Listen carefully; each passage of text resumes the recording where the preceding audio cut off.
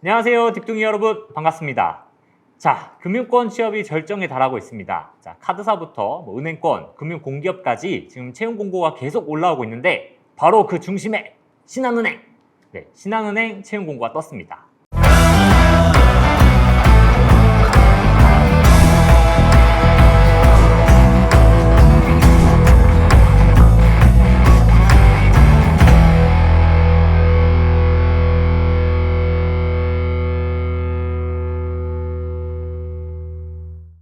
자, 같이 공고부터 살펴보시면서 항목풀이로 넘어가 보도록 하겠습니다. 자, 지금 딱 보시면 지금 굉장히 많은 채용 공고가 열렸어요. 신한은행 내부적으로도 소프트웨어 개발직도 그렇고, 그래서 다양한 전형들이 떴는데 그 중에서도 눈에 보이는 채용 공고가 무엇이냐? 바로 일반직 세 자릿수 채용입니다. 자, 행원을 준비하시는 분들에게는 아주 좋은 소식이 될 것 같습니다. 자, 그러면 저희 채용 공고 보시면 딱 두 가지로 지금 뽑고 있죠. 기업 고객 대상 금융 서비스와 개인 고객 금융 대상 서비스 참 두 분야로 뽑고 있기 때문에 각자 준비하셨던 방향성에 맞춰서 자소서를 작성하시길 바랍니다. 제가 신한은행 자소서 항목풀이를 준비하면서 참 눈에 띄었던 점이 있는데요. 다른 은행과의 참 차별화된 전략입니다. 바로 땡겨야죠, 여러분. 저도 한번 이용을 해봤는데요. 할인 쿠폰을 넣어줘서 아주 좋더라고요. 처음에 땡겨요라는 거 봤을 때 좀 의아하긴 했습니다. 원래 은행권에서 시도하지 않는 배달앱에 은행에 진출했다는 것도 그렇고, 또 이미 어느 정도 배달 시장은 이제 여러 업체가 포화가 되어 있는 상태에서 또 신한은행이 그런 업계에 진입을 했다는 것 자체, 이 두 가지가 저는 좀 흥미로웠는데, 자, 이 땡겨요를 조사하다 보니까 땡겨요가 가지는 좀 의미들이 있더라고요. 일단은 먼저 소상공인을 타겟으로 신한은행이 금융 영업을 진행을 해볼 수가 있습니다. 소상공인들에 대한 매출 컨설팅을 진행해주면서 그와 더불어 자연스럽게 금융상품과 연계해서 상품을 제공할 수 있는 금융 영업을 좀 진행을 해볼 수가 있고요. 또 하나는 플랫폼 관점에서도 신한은행 앱에 대한 지속적인 유입을 만들어낼 수가 있습니다. 여러분 배달앱 얼마나 이용하시나요? 아마 자주 이용하시는 분들은 일주일에 몇 번씩 또 이용을 하실 겁니다. 그만큼 사실 저희가 은행 앱은 송금하거나 내 계좌의 잔액을 확인하지 않는 이상 자기주 들어갈 일은 별로 없는데, 배달 앱은 우리가 배가 고프면 들어가게 되죠. 그만큼 땡겨요를 통해서 신한은행의 접속에 대한 유인을 시도해 볼 수 있다는 것입니다. 이런 점에서 땡겨요가 가진 의미 도 한번 생각을 해보시고, 신한은행이 왜 이런 전략을 추구하는지 잘 고민해 보신 다음에 은행 산업에 대한 인사이트를 풀어내셔도 좋겠습니다. 이제 본격적인 항목풀이를 진행을 해볼 텐데, 자, 여러분들이 가장 어려워하실 문항 4번 문항을 준비했습니다. 4번 문항이 어려운 이유는 무엇일까요? 단순히 지원 동의만 묻고 있는 것이 아니라 입행 후 포부까지 같이 묻고 있습니다. 자, 그리고 또 어떤 단서가 붙어 있나요? 바로 은행권에 대한 지원 동기도 묻고 있습니다. 그래서 이 4번 문항을 한번 꼼꼼히 낱낱이 파헤쳐 보면서 항목풀이를 진행해 보도록 하겠습니다. 자, 4번 항목 보시면 지원 동기 두 가지를 묻고 있습니다. 첫 번째 무엇인가요? 은행권에 대한 지원 동기를 묻고 있고요. 그 다음으로 또 무엇인가요? 신한은행에 대한 지원 동기를 묻고 있습니다. 이렇게 두 가지 이유를 묻고 있기 때문에 이 작성 흐름을 어떻게 논리적으로 구성할 수 있는지 제가 5가지로 나눠 봤습니다. 먼저 첫 번째, 은행권에 지원한 이유 자체를 얘기하실 수가 있어요. 그러니까 신한은행에 대한 지원 동기부터 시작하는 것이 아니라 내가 왜 은행에서 일을 하고 싶은지 은행 산업에 대한 인사이트를 먼저 보여주시는 거죠. 그리고 그 다음에 은행 안에서도 되게 여러 은행들이 있죠. 그러면 그 수많은 은행들 중에서도 왜 신한은행을 선택했냐, 신한은행에서 일을 하고 싶은 이유가 무엇인지 그 이유를 그 다음에 바로 연결해서 작성을 해주시면 됩니다. 그리고 그 다음에 어떻게 작성하셔야 되나요? 문항에서 묻고 있는 대로 어떤 분야의 전문가로 성장하고 싶은지 나의 분야를 설정을 해주시면 됩니다. 앞서 채용 공고 보셨을 때 두 가지 분야로 나눠서 뽑는 걸 보셨을 거예요. 그래서 본인이 기업금융인지 개인금융인지 먼저 노선을 정하시고 그에 맞춰서 내가 그 분야의 어떤 전문가로 성장하고 싶은지 기술을 해주시면 됩니다. 그리고 그런 전문가가 되기 위한 본인의 역량은 무엇인지, 그리고 그 역량을 어떻게 갖췄는지를 간단하게 작성을 해주시면 됩니다. 글자 수가 천자이긴 하지만 여기서 역량을 너무 길게 기술해버리면 이 제가 방금 나열해드린 5가지 항목을 모두 적을 수가 없게 됩니다. 문항에서 묻고 있는 모든 요구 항목들을 작성할 수가 없습니다. 그렇기 때문에 역량은 핵심적으로 작성을 해주시고 다른 문항에서 역량을 한 번 더 풀어서 설명을 해주셔야 됩니다. 자, 마지막으로 해당 분야에서 이루고 싶은 목표를 다시 한번 언급해 주시면서 수미상관 구조로 마무리를 해주시면 됩니다.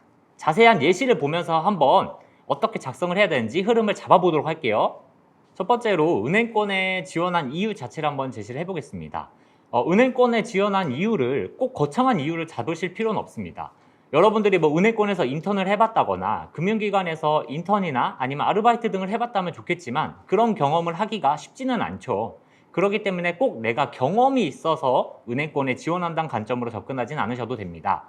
그냥 여러분들이 어떤 금융 관련된 과목을 들었던지 아니면 금융산업의 중요성을 느꼈던지 꼭 관련 경험이 없어도 여러분들이 은행권에서 은행산업에서 일하고 싶었던 이유를 제시를 해주시면 됩니다. 두 번째로 은행에서도 신한은행에 지원한 이유를 묻고 있습니다. 은행도 여러 가지 은행이 있죠. 아마 금융권을 지원하시는 분들은 지금 다른 은행들도 많이 쓰고 계실 거예요. 은행권에서도 신한은행에 지원한 이유를 묻고 있습니다. 사실 여러분 은행은 되게 여러 곳이 있죠. 꼭 신한은행이 아니어도 이미 지방은행들도 채용 공고가 뜨기도 했고 또 여러분들이 아시는 시중은행은 좀 여러 가지가 있잖아요. 이처럼 꼭 신한은행이 아니어도 되는데 그래도 신한은행에서는 궁금한 겁니다. 이 친구가 왜 신한은행에 오고 싶어 할까? 왜 이 신한은행에서 일을 하고 싶어 할까? 라는 걸 궁금해 하는 겁니다. 왜 내가 신한은행에서 일하고 싶은지를 자연스럽게 연결해서 기술해 주시면 됩니다.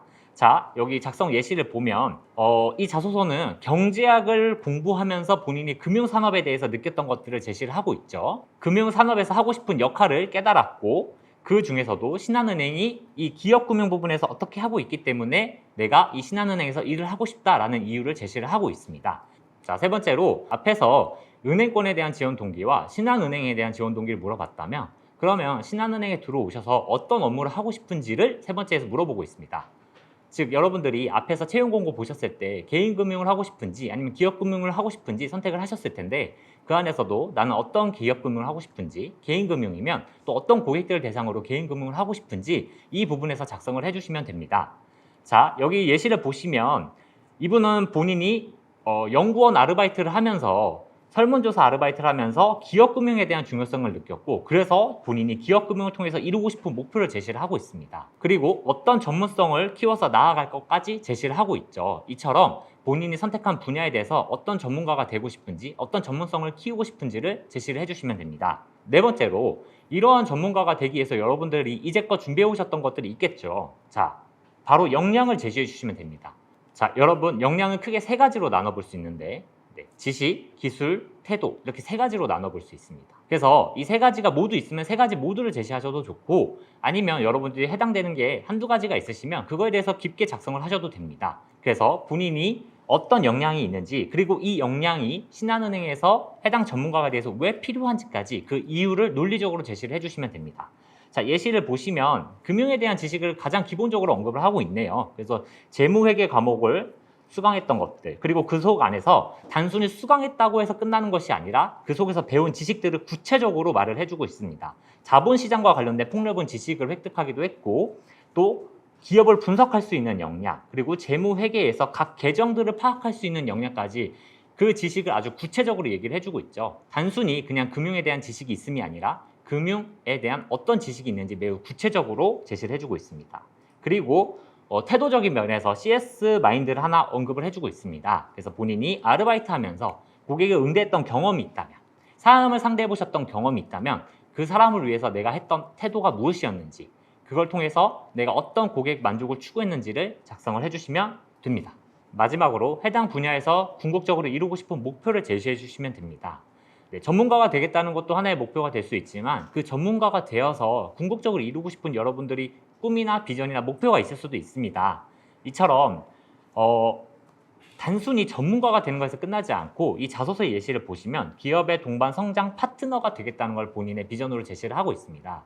그래서 앞에서 언급하셨던 전문성에 연결해서 이 전문가가 된 다음에 그 다음에 내가 궁극적으로 이 신한은행에서 이루고 싶은 목표는 무엇인지 마지막에 제시해 주시면서 수미상관 구조로 서술을 마무리해 주시면 됩니다. 그래서 글자 수가 천자로 굉장히 많기는 합니다. 그러나 이렇게 5가지 항목으로 나누셔서 정말 산술평균적으로 봤을 때 각각 200자씩만 작성을 하셔도 충분히 금방 작성을 하실 수가 있거든요. 그래서 자소서에 대한 고민 너무 많이 하지 마시고 각 항목별로 먼저 틀을 한번 짜보신 다음에 그 다음에 그 틀을 줄글로 풀어 나가시면서 천자를 잘 작성해 보시길 바라겠습니다. 저는 그러면 다음 항목풀이에서 만나겠습니다. 안녕.